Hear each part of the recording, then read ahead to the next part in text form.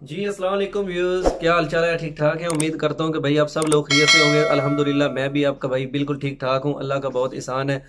तो जी भाई, आज की हम वीडियो जो है इस पे डिस्कस करेंगे कि जो लोग पाकिस्तान से वीज़ा लेकर शेंजन वीज़ा कंट्रीज़ का लेके यहाँ पर आते हैं तो उनके लिए जो है वो कौन सी अपॉर्चुनिटीज़ हैं, कौन से फ़ायदे हैं, कौन से उनके लिए एडवांटेज हैं। तो और जो इलीगल आते हैं उनके लिए क्या डिसएडवांटेज है। तो इस मौजू पे जो है वो गुफ्तगू करने के लिए मेरे साथ पेशावर से मेरे दोस्त जो है वो यहाँ पे स्टडी वीज़े पे आए हैं लीगल तरीके से, और उन्होंने जो है वो बहुत इजी तरीके से उन्होंने वीज़ा जो है वो गेट कर लिया था। तो उनसे बात करते हैं। तो इस जनाब टॉपिक पे गुफ्तगू। वालेकुम हसन भाई, क्या हाल है? ठीक ठाक है? वालेकुम अस्सलाम भाई, अल्लाह का करम। बहुत बहुत शुक्रिया, आपने मुझे टाइम दिया और मेरे व्यूज़ जो मेरे इस हमें इस टॉपिक पे बात करने का मौका दिया और हमारे जो प्रैक्टिकल एक्सपीरियंस है ये अपने व्यूअर तक शेयर करने का हमें काबिल समझा। जी बिल्कुल। नहीं तो हसन भाई, वो तो ऐसे ही है कि जो बंदा एक्सपीरियंस याफ्ता है उसके मुंह से बात जो निकलती है और लोग जब सुनते हैं तो उनको वाकई पता चलता है कि यार ये बंदा जो इस तरह गया है तो ये कितना आसान है। और बजाय हम ये कि हम मौत का सफर इख्तियार करने, मौत का रास्ता इख्तियार करने के बजाय हम लीगल तरीके से बाई एयर जो है वो शेंजन कंट्रीज में जा सके।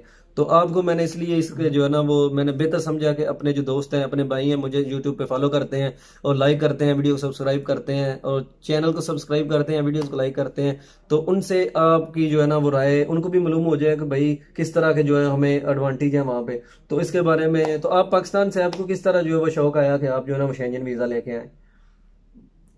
मेरे मैं अभी जो बताना चाहता हूँ तो वो दो रास्ते हैं। दुनिया में हर हर लिहाज से इंसान के पास दो ही रास्ते होते हैं, एक सही रास्ता और एक गलत रास्ता। गलत रास्ता यूरोप के लिहाज से यही है कि आप डंकी लगा कर यहाँ आएँ, और सही रास्ता यही है कि आप लीगली जाएं एम्बेसी और वहाँ से आप वीज़ा अप्लाई करें और वो आपको वीज़ा इशू करेंगे, तो उसके बाद आप लीगली 7 घंटों के अंदर अंदर आप किसी भी कंट्री में यूरोप के आप पहुँच जाएंगे।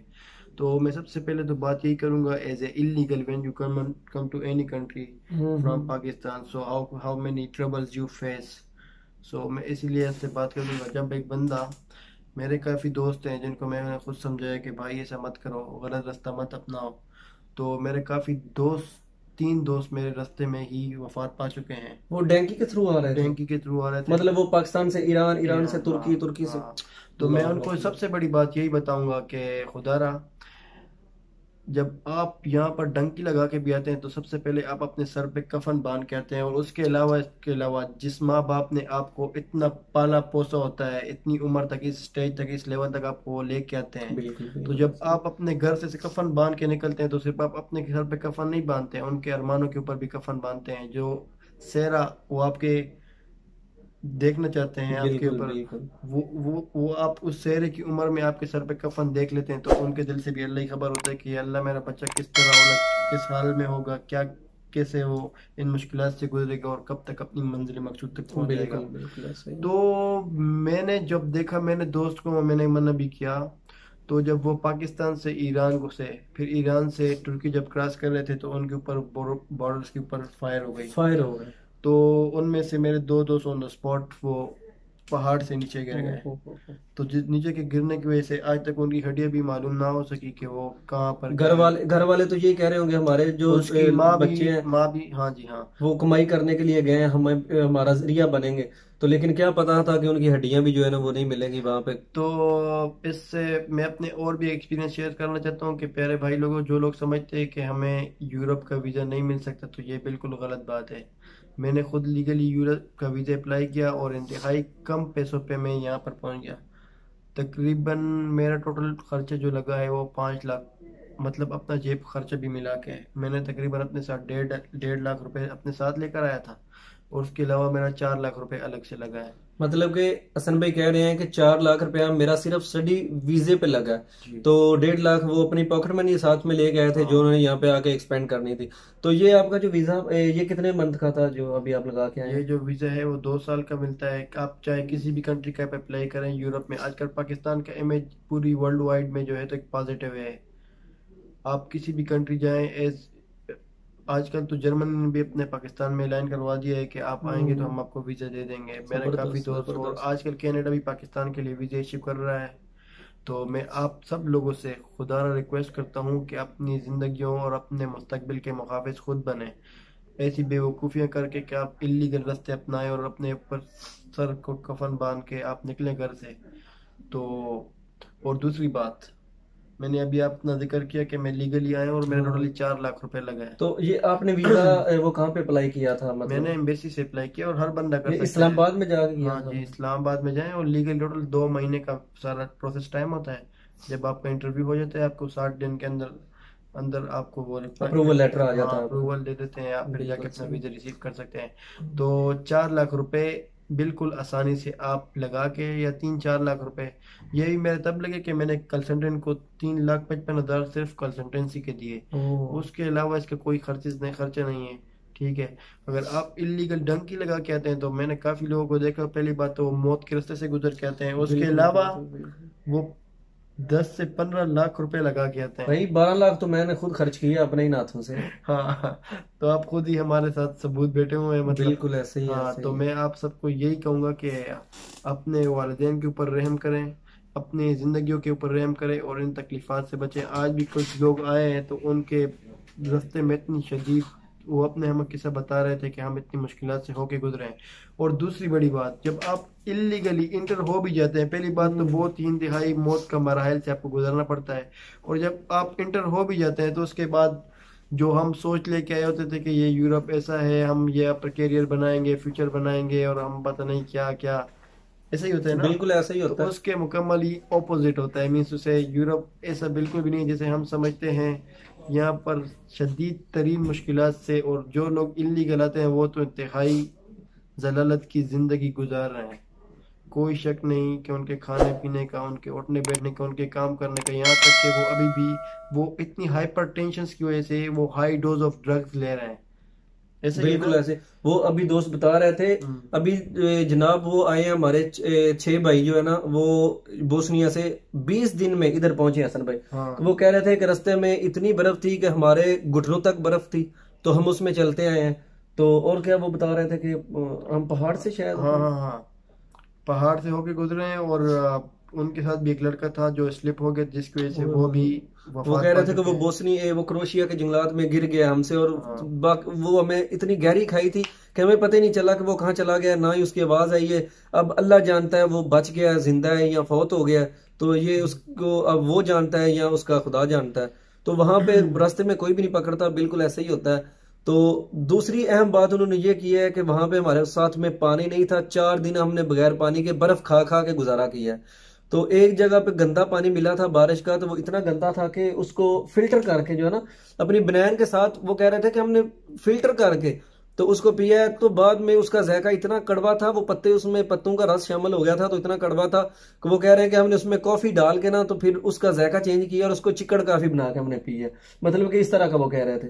तो इतने यार मुश्किल हालात हैं। तो भाई खुदारा, आप हसन भाई बता रहे हैं कि मैंने 4 लाख का वीजा लिया, स्टडी वीजा, 2 साल का वीजा है। तो जो मेरे भाई पढ़े लिखे हैं कम से कम उनको ये जरूर चाहिए कि वो नहीं, जाएं एम्बेसी में, वहां पे अपना वो अप्लाई करें। और सबसे बड़ी बात कि पढ़ा लिखा होना भी जरूरी नहीं है, आप एज ए विजिटर भी आ सकते हैं, जिसके लिए तालीम की कोई शर्त या कोई वो बिल्कुल। नहीं है। आप इजीली जाएं विजिटर वीजा के लिए। आपके सिर्फ जो डॉक्यूमेंट रिक्वायर्ड है तो वो 6 महीने की बैंक स्टेटमेंट सिर्फ और सिर्फ चाहिए होती वो है। कितने लाख की होनी चाहिए? वो इतने होने चाहिए कि आप जब यहाँ पर आते हैं तो आपको अगर 3 महीने का विजिट मिलता है तो आपको 3 महीने गुजारने के लिए अपने एविडेंस देने पड़ते हैं कि मेरे पास इतनी इनकम है या इतने मेरे पास बैलेंस है मेरे अकाउंट में, कि तकरीबन मैं अपने एक्सपेंसेस यहाँ पर सपोर्ट कर सकता हूँ। मतलब कि अपने अखराजात इतने हाँ, हैं, तो आप पाकिस्तानी अफोर्ड कुल कर मिला सकते के हैं। यही 6-7 लाख रुपए तक वो बन जाते हैं, 3 से 4 हज़ार हाँ यूरो पर ये चाहिए होते हैं। बिल्कुल सही तो हो मैं गया। आपको यही कहूँगा कि आप लीगली कहीं भी रहें, और अगर आपको फिर भी बहुत जो शौक चढ़ा है और यूरोप का अगर आपको खुदा न ख्वास्ता वीज़ा नहीं भी मिलता, तो आपके अलावा इससे बहुत बेहतरीन रास्ते हैं कि आप जा सकते हैं। मैं खुद भी यूएई घुमा हूँ, तो मैं आपको ये भी दावे से कह सकता हूँ कि ये यूएई जो हमारा दुबई है या इमारात जो कंट्रीज हैं, तो ये यूरोप से 1000 दर्जे बेहतर हैं। उधर इंसान अच्छे आराम से बिल्कुल सस्ता सा वीज़ा लेके आराम से अपनी ज़िंदगी गुजार सकता है, अपनी इंजॉयमेंट कर सकता है, अपनी हाइपर हाइपर लाइफ गुजार सकता है बिल्कुल बिल्कुल, क्यों नहीं। तो दुबई बजाय। देखे ना, पूरी दुनिया से वहां पे सयाह आते हैं घूमने के लिए, और वहां पे जो काम है वो भी तकरीबन 2000 रियाल से उनकी सैलरी शुरू हाँ होती है, हाँ दिरहम हाँ। जो है। तो वो भी आजकल 45 रुपए पे है। वो है। और उसके अलावा दूसरी मैं बात करता हूँ, दुबई हो गया, मलेशिया हो गया, सिंगापुर, इन कंट्रीज को जाएं। ये यहाँ के जो लोग हैं ये खुद वहाँ पे जा रहे हैं, तो हम यहाँ पर अपने सरों पे कफन बांध के हम यहाँ आ रहे हैं। और सबसे बड़ी बात, मैं आपको एक और रिक्वेस्ट करना चाहूँगा, अगर आप हो सके तो इस पे गौर भी कीजिए और अल्लाह के वास्ते इस पे अमल भी कीजिए। ये जो पैसा हम 10-10 और 12-12 लाख रुपए डंकी लगा के या हम लीगली भी हम यहाँ आ जाते हैं, तो खुदा रहा ये अपने लिए कोई अपने मुल्क और अपने गाँव में ही कोई इस तरह कोई सेटअप रवान करें जिसके ऊपर आप अपना कोई छोटा सा बिजनेस भी चालू कर लेंगे इंशाल्लाह इन्हीं पैसों के ऊपर। तो बिल्कुल आप ऐसा ही है, अपने घर बिल्कुल में ऐसा ही रहते है। हुए अपने माँ बाप, अपने बहन भाई, अपने बीवी बच्चों के साथ होते हुए आप हलाल रोजी कमा सकेंगे और अच्छी सेहत, अच्छी खुशगवार जिंदगी गुजार सकेंगे। तो यही मेरा है कि गलत स्टेप हरगिज ना लें। सबसे बेहतरीन बात यही है कि अपने अल्लाह का शुक्र अदा करें कि उन्होंने आपको इतनी प्यारी ज़िंदगी दी, और ज़िंदगी की कदर कीजिए और अपने लिए कोई भी पॉजिटिव रास्ता लेके अपनी ज़िंदगी बेहतरीन तो गुजारिए। हसन भाई, आपको जब आपने वीज़े के लिए अप्लाई करने के लिए गए थे, वहां पे आपको पाकिस्तान में मुश्किलात वीज़ा लेने के लिए वो कोई मुश्किल सवाल पूछते हो या इस तरह का को कहते हो? क्योंकि बाज हमारे माशरे में क्या कहते हैं, यार वो एम्बेसी वाले हमें वीज़ा कहाँ पे देंगे भाई, वो तो जिनके पास वो जो बड़े सिफारिशों वाले लोग होते हैं उनको देते हैं। तो इस पे आपका क्या नुक्ता व्यू होना चाहिए? वहां पे वो इंटरव्यू भी लेते हैं ना, तो आप किस मकसद के लिए जा रहे हैं? कुछ लोग कहते हैं हमें आइट्स नहीं कर सकते, लेकिन ये यूरोपियन कंट्री है, यहाँ पे तो आइट्स की जरूरत नहीं होती क्योंकि यहाँ पे इंग्लिश लैंग्वेज नहीं है। तो लिहाजा यहाँ पे इनकी मकामी जबान पहले सीखनी होती है, उसके लिए हर बंदा अप्लाई कर सकता है। बेसिकली जब आप स्टडी के लिए आते हैं तो इनके जो कंट्री है अब इटालियन के लिए है, तो इटालियन लैंग्वेज में इनको, ये जो इटालियन लोग हैं इनको खुद भी इंग्लिश नहीं आती। तो बेसिकली जब आप स्टडीज़ के लिए आते हैं तो उसके लिए आईएलटीएस मस्ट होता है, क्योंकि आप जब आप अपनी स्टडीज़ करना चाहते हैं तो वो इंग्लिश में ही होते हैं टोटली। हम्म। और अगर आप एज ए विजिटर आना चाहते हैं तो उसके लिए ना आईएलटीएस की ज़रूरत है ना इटालियन लैंग्वेज सीखने की ज़रूरत है, आप सिर्फ विजिटर के लिए आ सकते हैं। और दूसरी बात, जब आप एम्बेसी जाते हैं तो वो आपसे सिर्फ आपके वीज़ा के, जब आपने एप्लीकेशन दी होती है कि मैं एज ए विजिटर या एज ए बिजनेस या एज अ स्टूडेंट जाना चाहता हूँ, तो अगर आप एज ए फॉर एग्जांपल अगर आप एज ए स्टूडेंट जाना चाहते हैं तो वो आपको आपके स्टडी के रिलेटेड ही पूछते हैं कि आप इटली क्यों चूज़ कर रहे हैं, आपकी रिसेंटली स्टडीज, रिसेंटली आपके जो सब्जेक्ट्स हैं वो कौन से पढ़े हैं।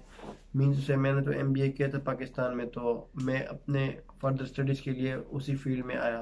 तो जब आप से वो यही पूछेंगे कि आपने इस कंट्री को क्यों चूज़ किया, आपने इस फील्ड को क्यों चूज़ किया, आपके एक्सपेंसेस कौन सपोर्ट करेगा आपको, दैट्स इट। और सिंपल क्वेश्चन होते हैं, ना कोई ऐसी होती है, और 100% वो आपको वीज़ा देते हैं। आजकल हर मुल्क दे रहा है पाकिस्तान को, तो आप जाएं अपनी ज़िंदगी बनाएं। अच्छा तो सर भाई, जो एक क्वेश्चन जो है ना वो मुझे आप ये बता दें कि कहते हैं कि यार हम अभी मेरे अपने गांव का जो मैं आपको वाकया बताता हूँ कि मेरे 4 दोस्त थे। एक वसीम था, एक फरासत था, और 2 और थे, और 5वां मैं खुद था। मैंने भी अप्लाई किया था तो मेरा बेलारूस का वीजा आ गया था, ठीक हो गया। तो जो वसीम भाई थे उन्होंने हंगरी के लिए अप्लाई किया था।